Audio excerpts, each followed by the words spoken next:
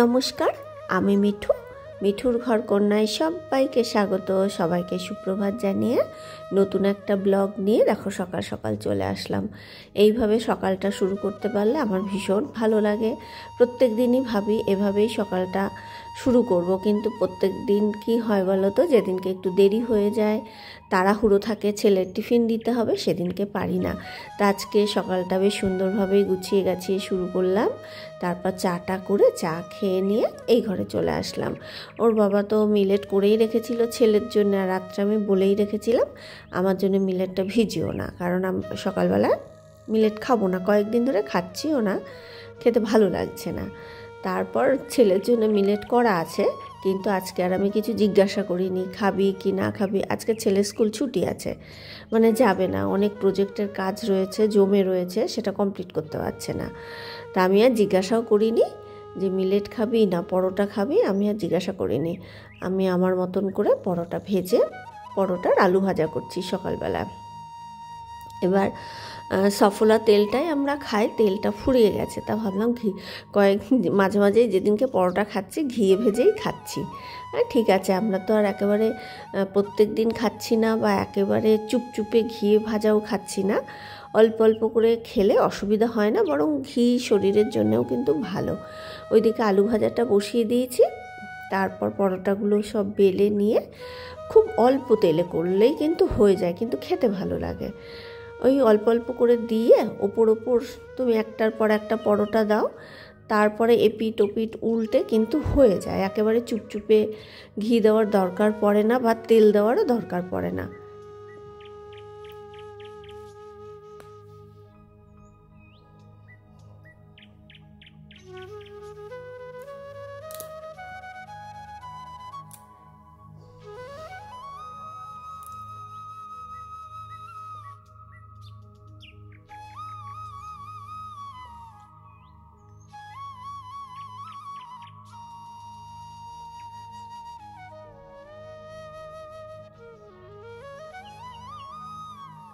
এপিট ওপিট করে দেখো ভেজে নিয়ে তারপর আলু ভাজাটা তো হয়ে গেছিলো, আলু ভাজা দিয়ে খেয়ে নিলাম।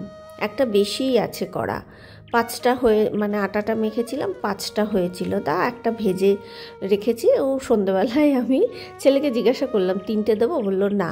ও সন্ধ্যেবেলায় আমি ওর মধ্যে চিনি দিয়ে রোল করে খেয়ে নিই। বাসি লুচি পরোটার মধ্যে চিনি দিয়ে রোল করে খেতে কী যে ভালো লাগে। এই সব খাবারের কাছে না, যতই তোমরা ভালো মন্দ খাও না কেন, এইসব খাবারের কাছে কিছুই না। এখনকার ছেলেপেলেরা তো বোঝেই না, মানে রুটির মধ্যে গুঁড়ো দুধ দিয়ে চিনি দিয়ে রোল করে খাওয়া, বা লুচিতে চিনি দিয়ে পরোটাতে চিনি দিয়ে খাওয়ার মজা এখনকার বাচ্চারা জানেই না। তা যাই হোক, আমি মাঝে সাঝে খাই, এখনও খাই, যেটা ভালো লাগে আমি আমার নিজেকে খুশি রাখতে আমি করি আর কি। এরপর দেখো ছেলে খাচ্ছে, ততক্ষণে ওর ঘরটা ভাবলাম চাদরটাকে চেঞ্জ করে দিই, আর ওর কম্বলের কভারটাও খুলে দিয়েছি, খুলে কেচে তুলে দেবো। আর কম্বলের কভারটা আর মানে পরাবো না, কারণ এই কম্বলের কভার মানে রোজ আমার যুদ্ধ চলেছে। আর এখন না, মানে কম্বল গায়ে দিলেও গরম লাগছে, আবার না দিলেও কিন্তু ঠান্ডা লাগছে। যে পাতলা পাতলা কম্বলগুলো বের করে দেবো, ওগুলো তো কেচে তুলে রেখেছি। এবার এইগুলোকে কভারটাকে কেচে কম্বলটাকে 2 দিন রোদ্রে দেবো, দিয়ে তুলে দেবো। তারপর ছেলের খাটের চাদরটাও চেঞ্জ করে দিলাম। একটা লাউ নিয়েছিলাম, সে বোধহয় 7 থেকে 10 দিন হয়ে গেছে, লাউটা করাই হচ্ছিল না। ওই চিংড়ি মাছ দিয়ে খাবো, চিংড়ি মাছ দিয়ে খাওয়ার জন্যেই লাউটা করছিলাম, তা চিংড়ি মাছ তো আর হলো না। মাছালা এসেছিল, ওই পাবদা চারাপোনা রুই কাতলা ছিল, তা আমি চারাপোনা নিলাম। আর লাউটা সকালে মানে জলখাবার খেয়ে খোসা ছাড়িয়ে কুড়ে রেখেছিলাম, তারপর যেই দেখলাম চিংড়ি মাছ নিয়ে বসিয়েই দিলাম। আর আজকে সত্যি কথা বলতে ছেলের যদি ছুটি না থাকতো, আজকে আমি সেদ্ধ ভাত খেতাম, ওই ডিম সেদ্ধ, আলু সেদ্ধ, কাঁচা লঙ্কা পেঁয়াজ দিয়ে মেখে খেতাম, আর একটু বেগুন পোড়া করে নিতাম। আজকে অনেকগুলো কাজ করব, এবার যেদিনকে না ওই বাগানের দিকে আমি কাজ করি বা রান্নাঘরে পরিষ্কার করি, সেদিনকে আমি রান্নার বেশি কিছু করি না। দুপুরে তো ছেলে থাকে না, আমার মতন একদম শুধু সেদ্ধ ভাত করে খেয়ে নিই।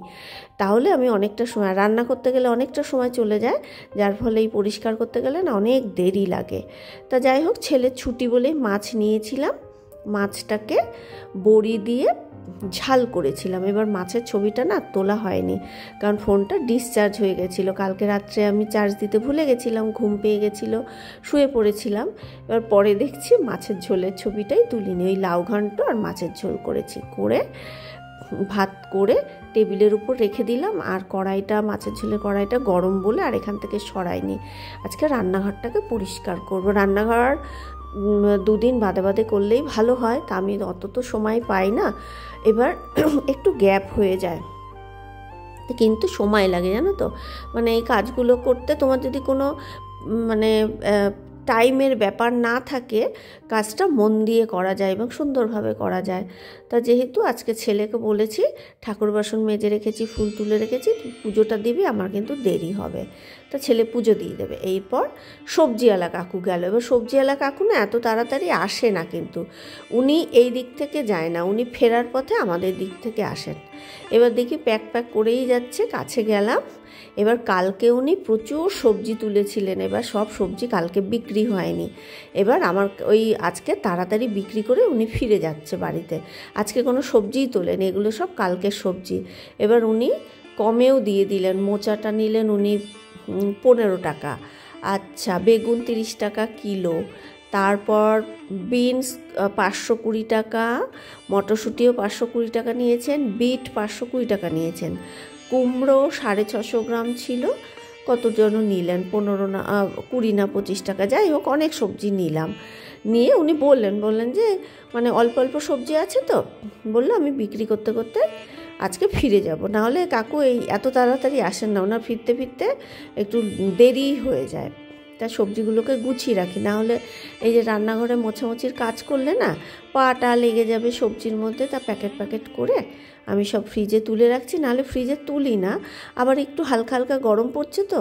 সেদিন যেমন কিছু সবজি ছিল, টমেটো ছিল আর কি যেন ছিল, নষ্ট হয়ে গেছিলো। তা আমার হাজব্যান্ড বকাবকি করছিল, বলে ফ্রিজে তুলে রাখতে পারো না, এখন শীত কমে যাচ্ছে, গরম পড়ছে, এখন কিন্তু সবজি খারাপ হয়ে যাবে।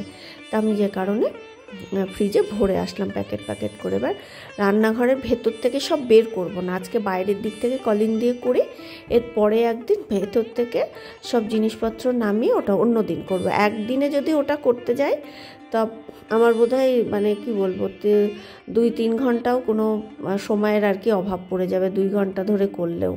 এত রান্নাঘরটা করতে অনেকটা সময় লাগে, যদি খুঁটিনাটি করে সুন্দরভাবে করতে যাও না অনেক সময় লাগে। ওই জন্য এক দিন এক একটা দিক করি আর কি। আজকে যেমন পুরোটাকে কলিং দিয়ে বাইরেটা করছি, এর পরের দিন ভেতর থেকে করব।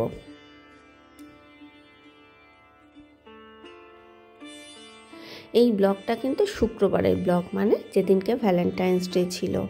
আমি একটা জিনিস অবাক হয়ে গেলাম, আমি ফেসবুক খুললাম, ইউটিউব খুললাম দেখার জন্যে যে দেখি তো ভ্যালেন্টাইন্স ডে নিয়ে তো এত মাতামাতি চলছে, আর একটা তো দিন আছে, দেখি তো সেটা কজন মনে রাখতে পারে।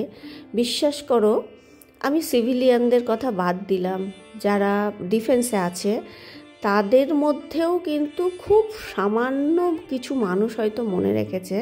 আজকে কিন্তু ব্ল্যাক ডে, পুলওয়ামা হত্যাকাণ্ডে কিন্তু আজ 30 জন সিআরপিএফ জওয়ান অফিসার সহ শহীদ হয়েছিলেন। সেই দিনটা কিন্তু দেখো হয়তো সামান্য কিছু মানুষের মনে আছে, আর অধিকাংশ মানুষ মানে ওই ভ্যালেন্টাইন্স ডে হিসেবেই পালন করে। আমি হয়তো ফৌজির বউ বলেই দিনটা মনে আছে বা মনে দাগ কেটে গেছিল। 6 বছর আগে যখন ঘটনাটা ঘটেছিল, আমার মনে হয় সবাই মনে রাখুক না রাখুক, যারা কিন্তু এই দেশের সুরক্ষার দায়িত্বে আছেন তাদের পরিবারের লোকজনদের কিন্তু মনে রাখা উচিত। আর কয়েকটা কথা না আমি বলা উচিত না, যদিও আমার ভিডিও কেউ দেখে না, বলা উচিত না, আমি কাউকে ছোট করছি না, কিন্তু এই যে কয়েকজন আর্মির বউ ইউটিউবে এসে এত বাড়াবাড়ি করে, আমার দেখে না সত্যি কথা বলছি গা জ্বলে যায়। মানে এমন একটা ভাব করে, মানে ওদের ওই কয়েকজন বরই আর কি দেশের রক্ষার দায়িত্ব নিয়ে নিয়েছে, আর কেউ করে না। আর কারোর বর বাইরে কোথাও যায় না, কেউ বউ ছেড়ে মানে কোনো বর আর থাকে না, ওদের বররাই সব ওদের ছেড়ে থাকে এবং ওদের বররাই এই পুরো দেশটার দায়িত্ব নিয়ে নিয়েছে, এবং বরগুলোও তেমনি ভেড়া। বউগুলো ছাপড়িগিরি করে সামনে নাচানাচি করছে, ভিডিও কলে মানে বরেরা নাইট ডিউটি দিচ্ছে সেটা পর্যন্ত ভিডিও কলে দেখাচ্ছে। তাহলে বরগুলো কেমন ভেড়া? তুমি একটা জায়গায় আছো, দেশ রক্ষার দায়িত্বে আছো, তোমার বউ ভিডিও কল করছে, সেটা ইউটিউবে দেখাচ্ছে, তোমার বউ দেখাচ্ছে, ঠিক আছে, তুমি সেটা মানে লাইসেন্স দিচ্ছ কী করে, বউকে পারমিশন দিচ্ছ কী করে? সুতরাং এই যে আর্মিতে যা মানে যে বউগুলো এরকম বাড়াবাড়ি করছে না, আমার মনে হয় সত্যি কথা তাদের বরদের না একদম চাকরি থেকে বরখাস্ত করা উচিত। মানে এরা পুরো ডিফেন্স সিস্টেমটাকে এরা না সস্তা করে নিয়েছে এখন। মানে ডিফেন্সের মানুষদের মানে পুরো সস্তা ভাবে কেউ না, মানে আগে যে একটা সম্মানের সাথে দেখতো, এই কয়েকজন ছাপড়ি আর্মির বউয়ের জন্যে পুরো নিচু নজরে দেখে। মানে আর এমন এমন মানে কি বলবো টাইটেল দেয় না, দেখলে মানে লজ্জায় আমি মুখে বলতেও পাচ্ছি না। মানে এই কয়েকজন ছাপড়ি আর্মির বউয়ের জন্যে পুরো ডিফেন্স সিস্টেমটাকেই না মানুষ এখন অসম্মানের চোখে দেখে। আমার মতে ওই যে বউগুলো ছাপড়িগিরি করছে তাদের বরদের একদম ঘাট ধাক্কা দিয়ে চাকরি থেকে বের করে দেওয়া উচিত, আর বলা উচিত যাও তোমাদের বউদের সঙ্গেই তোমরা রাস্তায় নেচে কুদে ছাপড়িগিরি করে পয়সা ইনকাম করো, তোমাদের দেশ রক্ষার দায়িত্ব নিতে হবে না। তাহলে ভিডিওটা এখানেই শেষ করছি। সবাই খুব ভালো থেকো, সুস্থ থেকো, টাটা।